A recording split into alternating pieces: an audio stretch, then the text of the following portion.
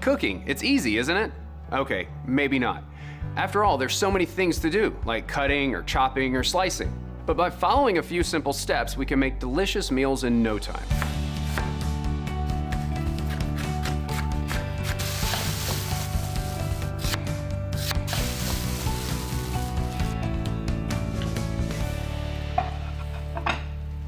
And that is how you do it.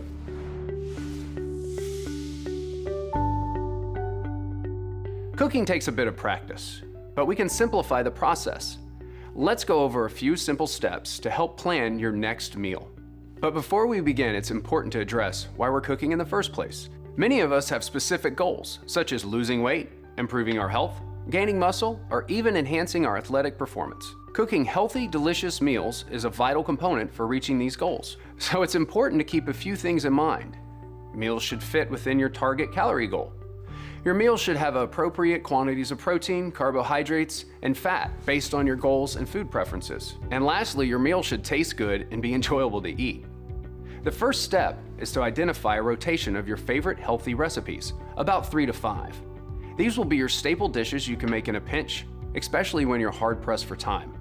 When deciding on your recipes, do yourself a favor and choose recipes that include healthy, convenient, and familiar foods that you and your family really enjoy. Most recipes include, at minimum, a protein source, a carbohydrate, oils or butters, some vegetables, and spices. Fruits and legumes like lentils and beans are also options. Now, let's begin by talking about protein. There are a few common protein sources that can be your staple in your kitchen. Like poultry, that's like chicken or turkey. Fish and other types of seafood. You have beef and pork and tofu, eggs, and dairy such as milk, cheese, and yogurt. Beans, peas, nuts, and seeds are also valuable sources of protein, especially if you're a vegan or vegetarian. A typical serving portion size of protein is about the size of the palm of your hand. In addition to protein, your recipe should include healthy carbohydrate options. There's a wide variety of carbohydrate foods to choose from. Some examples include brown rice, whole wheat pasta or bread, potatoes and sweet potatoes, squash, and quinoa. A typical one-serving portion size of carbs is about the size of a cupped hand. Your recipe should also include some vegetables. Vegetables are an excellent source of vitamins, minerals, fiber, and complex carbohydrates. Some vegetables that can become staples in your kitchen include celery, carrots, onions, broccoli, peas, asparagus, spinach, tomatoes, cucumbers, and bell peppers. One serving portion size of a vegetable is about the size of a closed fist. Your recipes may call for some fat like oils or butters.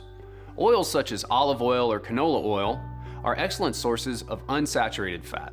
These oils work best when using medium-high heat. However, if your recipe calls for high heat, corn, soybean, or sesame oils are a better option. These oils have higher smoke points. This means the oils won't begin to break down and smoke at those higher temperatures. One serving portion size of fats is about the size of your thumb. Lastly, your chosen recipe may include some spice. Choose spices that are familiar to you and your palate. Some examples may include black pepper, salt, ginger, oregano, basil, cumin, garlic, nutmeg, parsley, or thyme. Use as much spice as you prefer to enhance the flavors of your foods. However, if you have or suspect any sort of heart disease, it's a good idea to limit your salt intake. Once you've identified your staple recipes, purchase the ingredients needed for the recipes and keep them stocked in your kitchen. Now that you have all your ingredients, you're ready to get started.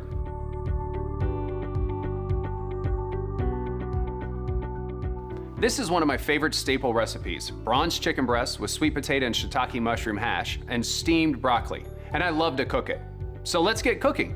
All right, so cool. What we're gonna do is we're gonna start to maze out our ingredients, and I think the best thing that you should start with is the onion because it does tend to make the most trouble for most people. I like to cut it in half, that way it's a stable surface. We're only gonna use about a half an onion so you can set that out of the way. Start with the root end and just slice it off, pull your pieces over. Try to set a bowl off to the side so you can put your trash into it. It kind of keeps your area clean. And then you wanna peel the first 2 layers, sometimes 3, of the onion back. And get all that apart. You paid for the whole onion, you might as well use it all. And then we're gonna do a little bit of a julienne. You find the root side, that's the root. And then you just walk your knife down it. And then once you've made all your cuts, like basically like matchsticks, you just walk your knife right down the side of it, and you'll get a bunch of cubes of onion. Easy peasy. Now if you don't want to hold on to that last part, just lay it on its side and chop it. Scrape your knife. And I always like to have a mise plate off to the side to where mise en place is everything in its place. So you can just pick up your cutting board and scrape it off onto the plate. And then you don't make much of a mess.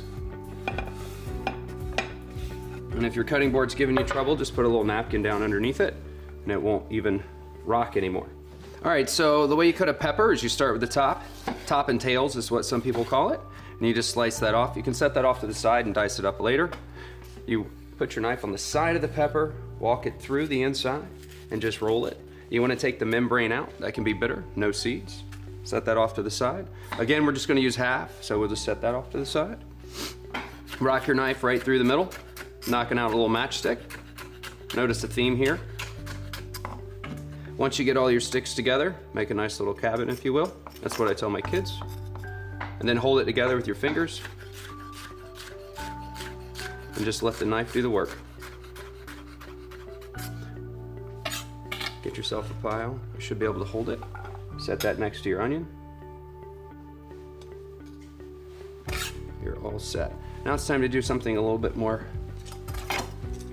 sturdy, which is the sweet potato. So we're gonna peel it. Y peelers are great. They do a great job. They make short work of hefty skin. Sweet potatoes, technically, their skin's not that thick. Doesn't take much. Gets right down to the membrane. You want a deep color. Try to avoid the lightness. You can see the skin where it's a little white. You just kind of peel it off a little bit more. Put your peels in your bowl off to the side. We're just going to rock a little bit of this. It's the same thing. Try to find an edge that doesn't move.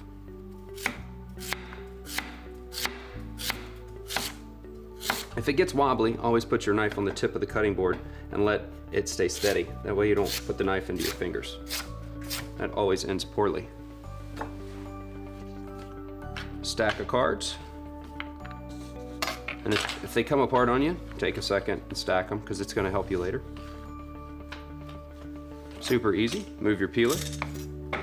Same premise. Rock it into some sticks. Just cut them into little dice. This is going to be the potato for our sweet potato hash and shiitake mushrooms. Shiitake mushrooms are already cleaned and sliced. Nice. I try to cut all my vegetables first, get it out of the way. You can clean the cutting board, but then especially since I'm going to go to chicken. Now the broccoli has been washed. It's being held together. I need to remove the rubber band.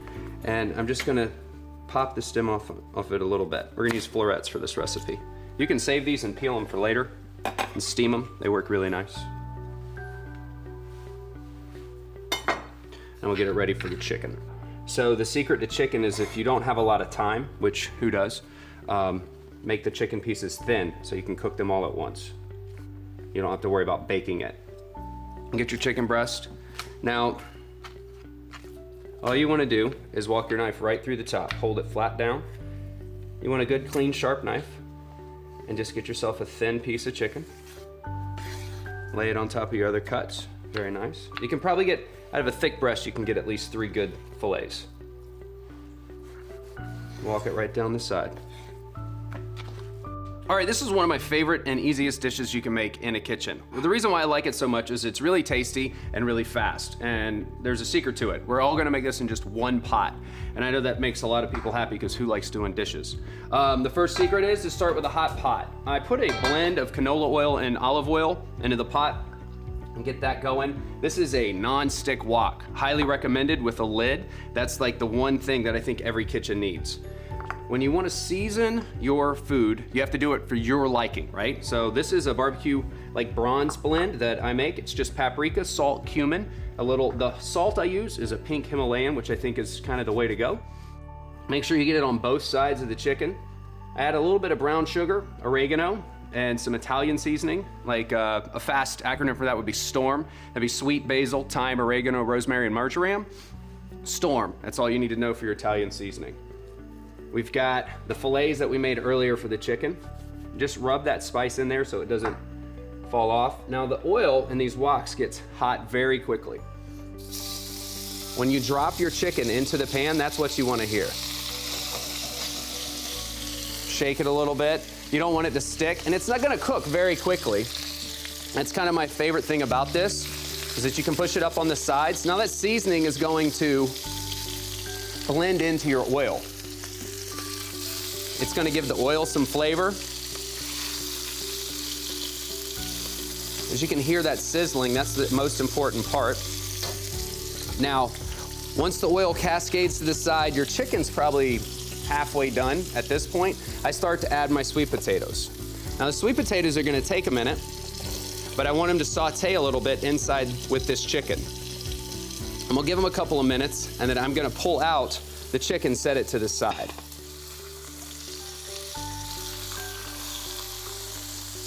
Now, you always, look at that, those look great. You can see the color on them looks really nice.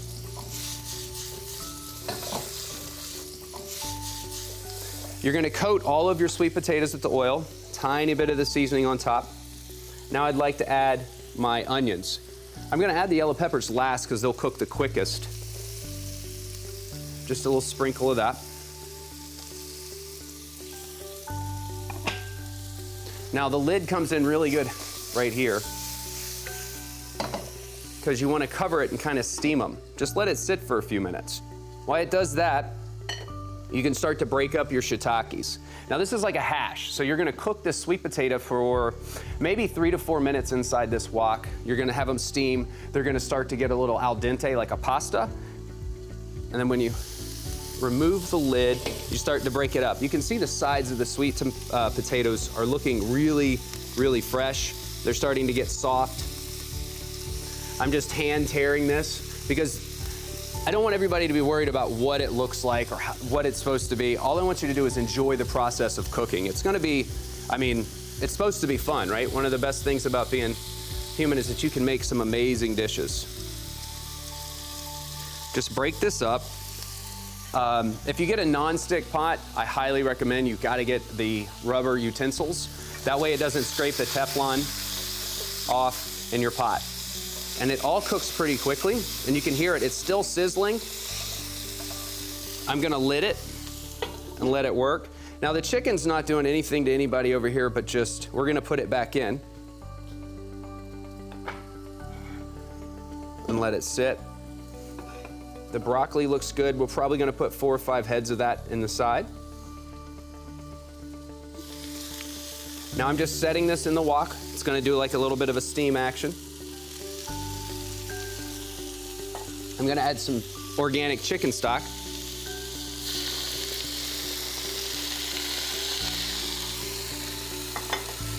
And we'll put the chicken back in. I'm gonna add the juice from the chicken. That's all flavor right there. And then lid it. This can cook for about 4 minutes just like this. You get yourself ready for a nice plate up. What you're gonna look for is like the bubble and the steam inside. When you lift your lid, you should see your bubbles on the side of the water. It should be really hot. Don't worry about burning it, just don't forget about it. I want the brightness of the broccoli, I don't want to overcook it. The one thing you want to hear for is the sizzle, because the woks are fast to evaporate the water. There we go. Set this off to the side.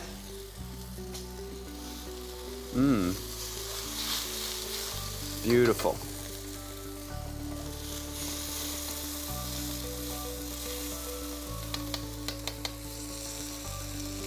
All right. You know what? Everything's right there. I mean, you can just see how fresh it looks, how easy it is. Look at that. The broccoli is not overcooked. You know, growing up as a kid, my mom used to always We used to do a lot of frozen vegetables, which can be good for convenience sake, but they don't have that bite that I'm always looking for. Now, this is a great calorie intake, right? Everybody that's managing their calories. Sweet potatoes, shiitake mushrooms, get some of that broth. Pour over the chicken in the dish. Oof, man, I tell you what, I can't wait to eat this.